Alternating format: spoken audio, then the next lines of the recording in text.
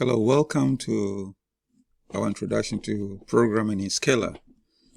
In the previous video, we learned how to install Scala and also install the IntelliJ, the editor that we are going to use to write our source code.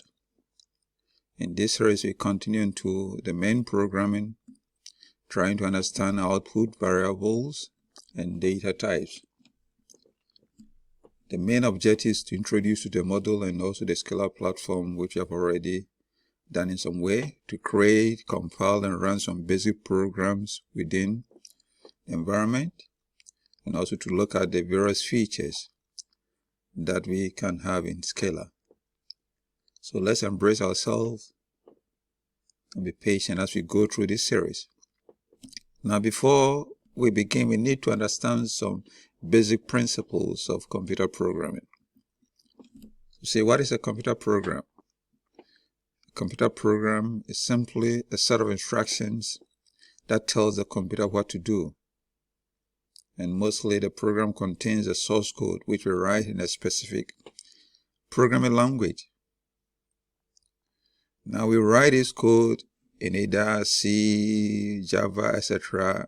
In the context of this video, we are going to use Scala.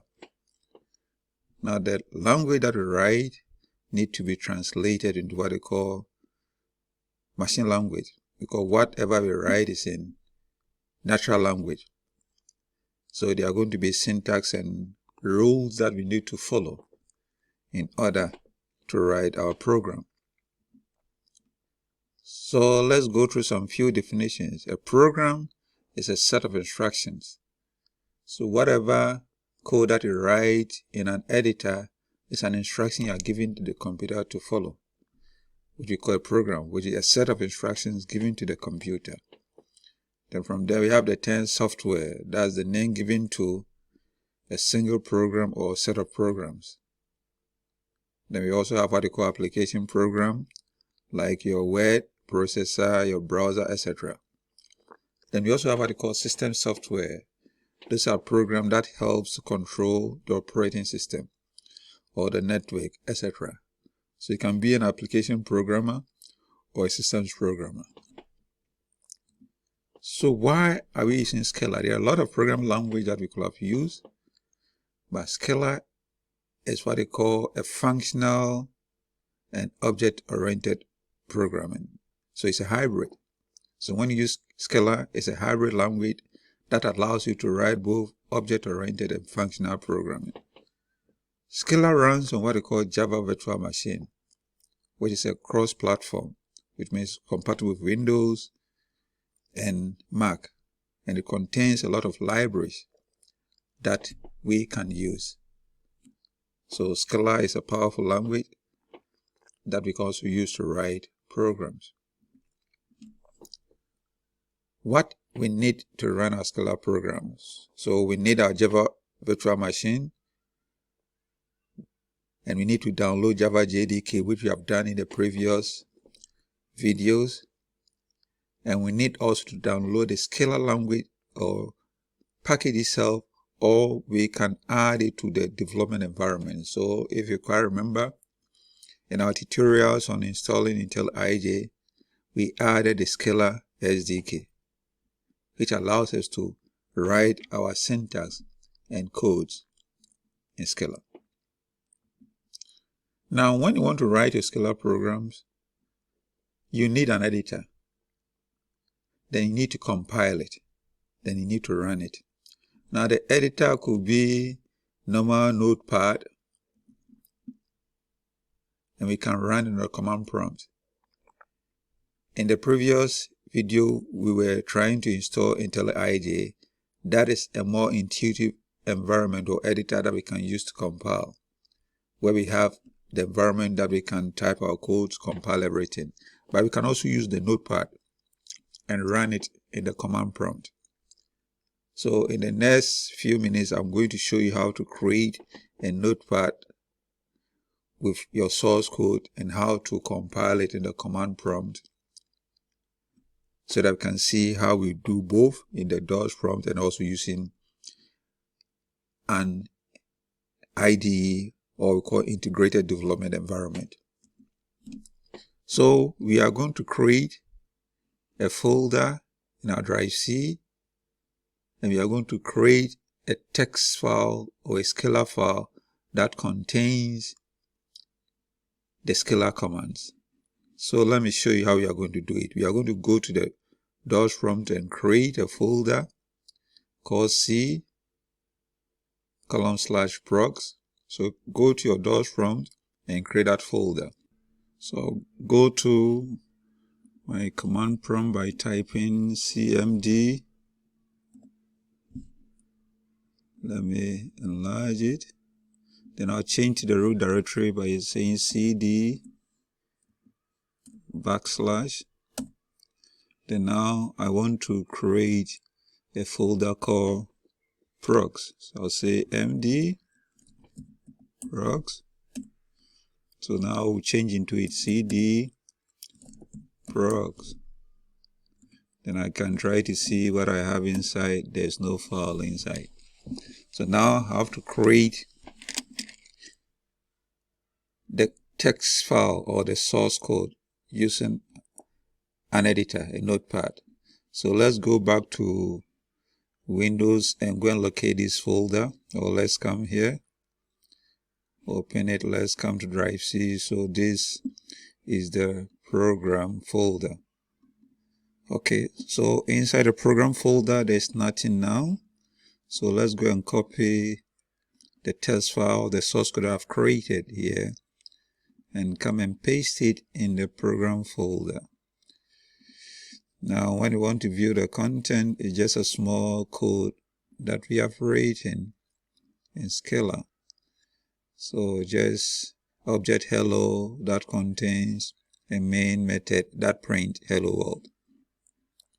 So when you go to the command prompt again, cd/, let me just enlarge it, cd/cd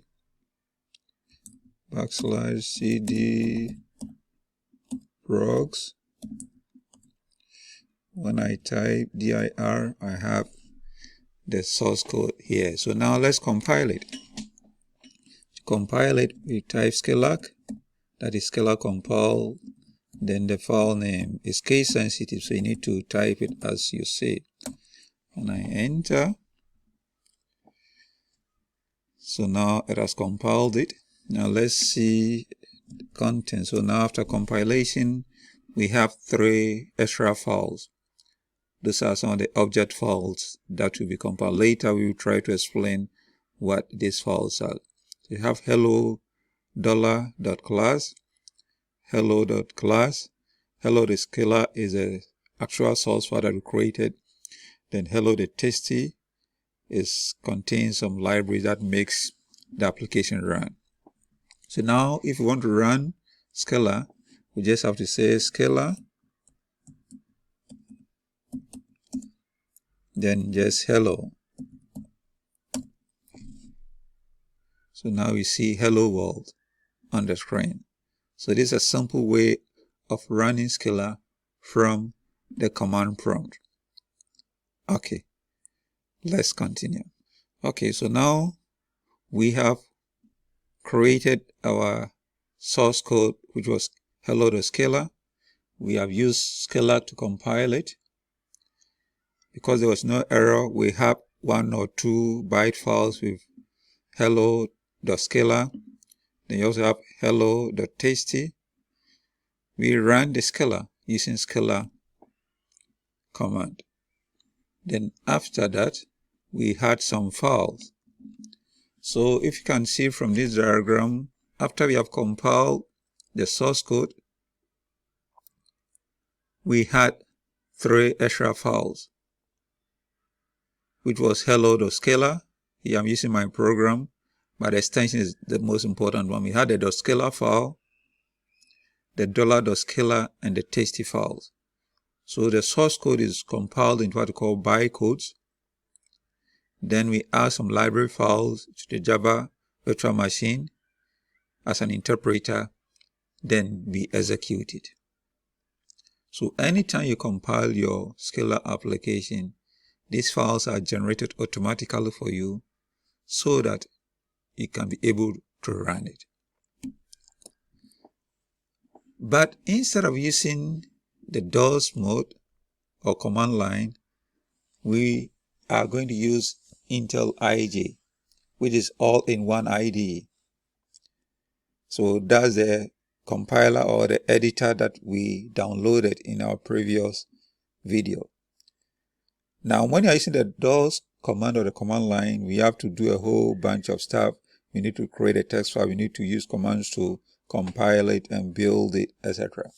But when you use Intel IJ, which is an IDE which integrate all these commands and utilities, it makes our coding more easier, and we can manage them properly and do every command or activity in a single location without typing any command. So we are going to look into the Intel IJ structure and see how we are going to use it to write the same code that we did in the DOS command. So let's try it and load our Intel IJ and see how we are going to use Intel IJ to compile. And this video is getting long, so I'll pause here and we continue in another video that shows us how to use the Intel IJ to create our source code, to compile it, and to run it. If you like this video, click on the subscribe button and click on the notification bell so that the next video that comes, you'll be the first person to watch it. See the next video as we explore Intel IJ structure and see how we can use that environment to create our Scala program. See you. Bye-bye.